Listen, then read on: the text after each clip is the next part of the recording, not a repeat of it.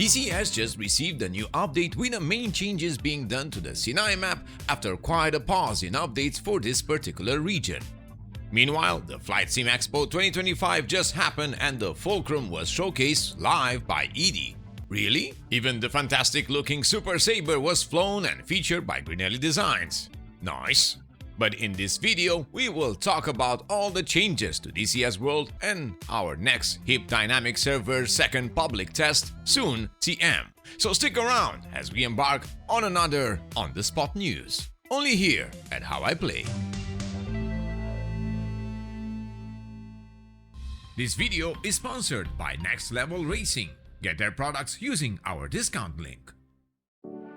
Hello virtual pilots, I'm Andre Celesti and tonight, well, I'm actually packing for a big move to beautiful Finland.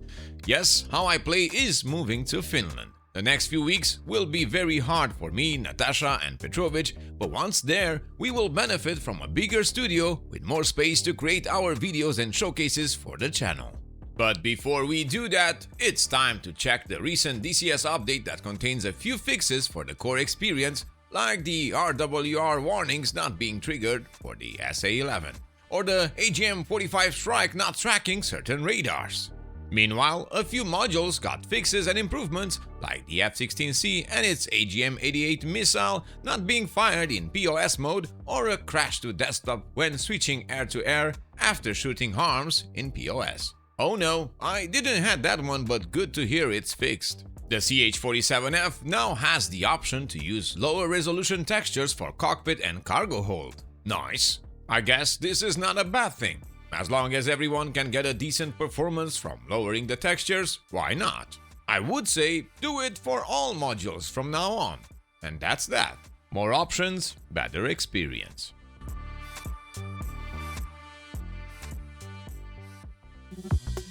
So what did change for the Sinai Map? Well, terrain is the word of the day. Why? Well, first, the entire territory received a new normal map, with a new color correction of terrain textures. This helps to give the map a better feel and a more detailed look, while still not affecting performance. For those of you not knowing, a normal map is a type of textures used in 3D graphics to simulate fine surface details without actually increasing the polygon count. Imagine having a brick wall, but rather than modeling every brick, you slap a flat wall and apply a normal map that will simulate the bumps of each brick. This will make the wall look detailed but also perform good. So, no break in the wall? No, it's simulated how the light bounces off the model. I like bouncy models. No, Petrovic, it's an illusion. Even so, I like. Despite the new detailed normal maps and the more intense color palette for textures, the map still feels unfinished in certain places, and the devs most likely know that. But it's on the right path, with vibrant colors, better textures and a good performance from our first look. Another thing, we now have Ramat David Airfield present on the map, as well as other new airports and bases with more unique scenes and structures.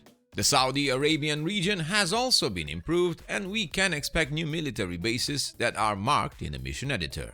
Nice. Last but not the least, multiple campaigns got corrections and fixes with a few adjustments to missions and features.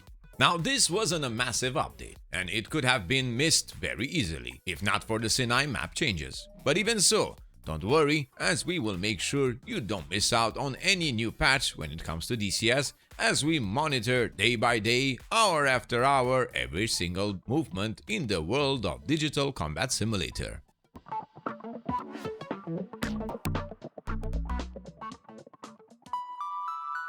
In other news, apart from the Super Sabre coming up hot and the MiG-29 being showcased at the Flight Sim Expo, the C-130 by the airplane simulation company is apparently quite ready as well. Rumors say it has been ready since January this year, but as you know, we don't operate on rumors. What we know right now is that Baltic Dragon is hard at work with the basic training missions, finding that the C-130 is quite complex and requires quite some missions to fit everything for the tutorial phase. Not bad at all. Meanwhile, I am happy to announce that on the 5th of July next week, the HIP Dynamic server will once again go live and free for all in order to stress test it with everyone for a week or two. We will see. We got new features never seen before on any other server for DCS, new content, and of course the must-needed persistency is now part of the test. The TGFB coder Tobias, together with Sergeant Dev Rupesh and our devoted HIP crew, worked their magic and are ready to release their final updates prior to the public test, so we can all share some amazing moments in its final test before we jump in high gear for the release later this year.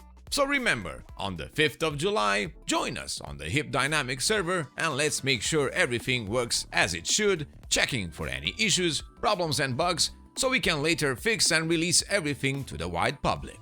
I will do my best to provide ample information on what is to do on the server, and we also got plenty of new features to help out, and I really hope everyone has a good time. And with that being said, thank you all for watching until the end of our video. Many thanks to our Patreons for their continued support. Make sure to leave us a like if you find the video informative and subscribe to keep in touch with all the latest news from your favorite simulators and games. As always, I'm Andre Celesti, reminding you to fly safe, and I'll see you next time.